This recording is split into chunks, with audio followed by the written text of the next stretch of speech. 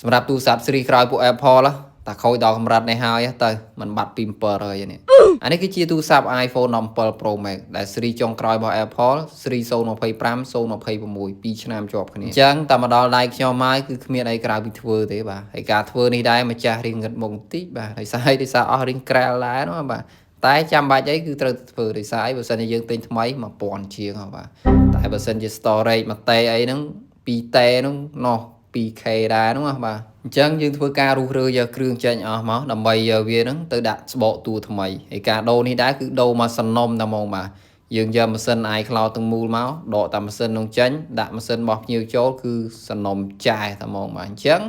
អានេះគឺយើងធ្វើការផ្លាស់ប្ដូរគ្រឿងស៊ីនទាំងមូលតែហ្មងបងប្អូនមិនបាច់ភ័យថាដល់ពេលជួសជុលអញ្ចឹងទៅខ្លាចប្រើកើតអត់ទេបាទប្រើបានធម្មតាទេគ្រាន់ថាវា load message បាទប្រភេទពួក iPhone ទម្លាប់អាក្រក់របស់វាគឺ load message ហ្នឹងឯងបើសិនជាភ្ញៀវគាត់សូនសាញ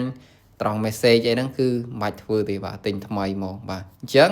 អានេះគឺយើងធ្វើការរុះរើគ្រឿងវាចេញអស់មកដើម្បីវាហ្នឹងទៅដាក់សបកតួថ្មីហើយគាត់ណាផ្លាស់ប្ដូរសបកតួថ្មីហ្នឹងស្មើនឹងយើងទិញទូរស័ព្ទបានមួយគ្រឿងហើយបាទវារៀងថ្លៃដែរនោះបាទដោយសារវាស៊េរីចុងក្រោយបាទពេលណាស៊េរីចុងក្រោយការជួសជុលក៏អស់រៀងថ្លៃដែរបាទសម្រាប់បងប្អូនដែលចង់បានឆ្នាំងសាកស៊ីនរបស់ Apple បងប្អូនចូលទៅក្នុង Google ហើយវាយពាក្យថា Sela Store នោះបងប្អូននឹងចូលទៅក្នុង website របស់ខ្ញុំហើយបងប្អូនអាចជ្រើសរើសតាមចិត្តបានថាចង់ទិញអីគេឆ្នាំងសាកកាសបាទទិញខ្សែឬក៏ទិញ pencil អីបងប្អូនអាចជ្រើសរើសបាននៅក្នុងនឹងស្រួលបងបាទអញ្ចឹងយើងធ្វើការដកបតវាចេញមកដើម្បីធ្វើការពិនិត្យមើលថាវាមានហើបធ្នេបាទឬក៏បាក់ស្នាប់អីអញ្ចឹងបាទអញ្ចឹងបន្ទាប់ពីហ្នឹងទៅយើងធ្វើការដោះយកសំណុំជើងសាកមកកណាត់ខាងក្រោមនេះដើម្បីយកទៅដាក់សបកដែលយើងត្រូវដូរហ្នឹងបាទពីព្រោះអីដោយសារសបកដែលយើងដូរហ្នឹងគឺដោះជើងសាកបាត់ហើយបាទអញ្ចឹងនឹងសល់តែតួទេអញ្ចឹងសម្រាប់ស៊េរី iPhone 17 Pro Max បាទផ្នែកជើងសាកខាងក្រោមវារៀងសាមញ៉ាំបន្តិចដែរនោះបាទពាក់ព័ន្ធជាមួយនឹងខ្ចៅបាទខ្ចៅក៏រៀងខុសគ្នាច្រើនដែរអញ្ចឹងការដោះខ្ចៅនេះគឺយើងត្រូវការចំណាំបាទយកចិត្តទុកដាក់បន្តិចជាពិសេសអាខ្ចៅចាប់អង្តែនហ្នឹងបាទវារៀងខ្លីខុសគ្នាតិចតួចទេបើសិនជាយើងមួលច្រឡំគ្នាចាប់អត់ចូលហ្មងបាទចាប់អត់ចូលទេបាទអញ្ចឹងនេះគឺស្បកដែលយើងត្រូវដូរបាទស្បកនេះគឺស្បក SIM iCloud ដែលយើងកាប់សាច់បាទនៅសល់តែស្បកតួទេអាជើងសាកហ្នឹងដោះឲ្យគេបាត់ហើយបាទអញ្ចឹងអានេះគឺយើងយកអាជើងសាកដែលយើងដោះមកហ្នឹងយកមកតឡើងចូលអាស្បកហ្នឹងបាទហើយ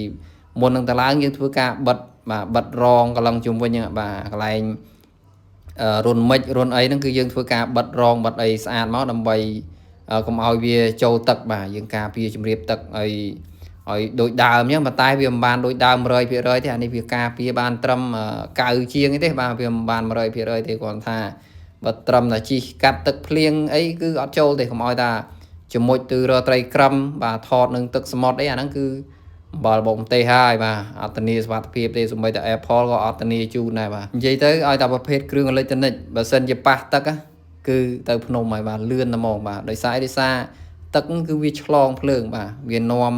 វាចម្លងចរន្តអគ្គិសនីបាទបើសិនជាយើង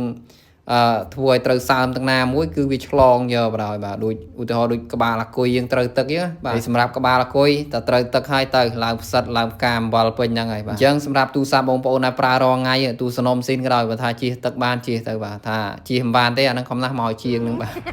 និយាយទៅគឺពួកអាហ្នឹងត្រូវទឹកមិនបានទេសូម្បីតែរបស់ខ្ញុំត្រូវទឹកម្ដងរៀងភ័យដែរនោះបាទដាក់លើម៉ាស៊ីនកម្ដៅដើម្បីកុំឲ្យវាឆ្លងទៅកន្លែងផ្សេងដើម្បីសម្ងួតវាអញ្ចឹងបាទអញ្ចឹងអានេះគឺប៉ុណ្ណឹងចិត្តហើយបងប្អូនបាទយើងធ្វើការបិទកាវជំរាបទឹកទៅដើម្បីការពារវាបានខ្លះហើយអានេះគឺជាគ្រឿងកាប់សាច់របស់យើងដើម្បីយើងធ្វើការដោះយកឲ្យក្រង់បាទអានេះគឺមកមួយសំណុំទៀតហើយបាទម៉ាស៊ីនតនាការហើយបើសិនជាបងប្អូនចង់ដូរម៉ាស៊ីនឬក៏ដូរសបកតួដូរស្អីក៏ដោយបាទមានកាប់សាច់មួយសេតតែហ្មងបាទអាស៊េរីក្រោយគឺនៅទាំងដលតែហ្មងបាទអញ្ចឹងសម្រាប់ទូរស័ព្ទដែលបែកខ្ទេចយកមកគឺលើកតែម៉ាស៊ីនដាក់គឺដើរប្រយមកបាទអញ្ចឹងតែប៉ុណ្្នឹងទៅការងារយើងគឺរួចរាល់ហើយបងប្អូនបាទប៉ុណ្ណេះគឺស៊ីលុយបាត់ហើយបាទអ្នកឃើញទេជាតិបាត់ណែសូម្បីតែមុខអ្នកធ្វើដល់កលំបាក់តែហ្មងបាទថ្ងៃនិយាយថារវល់ជាមួយនឹងទូរស័ព្ទបែកខ្ទេចហ្នឹងតែហ្មងបាទហើយតែបែកខ្ទេចហើយទៅបើមិនបានថតគឺអត់អស់ចិត្តតែហ្មងបាទហើយថតម្ដងគឺកណាត់ថ្ងៃបាទបែកញើសជោគអាវ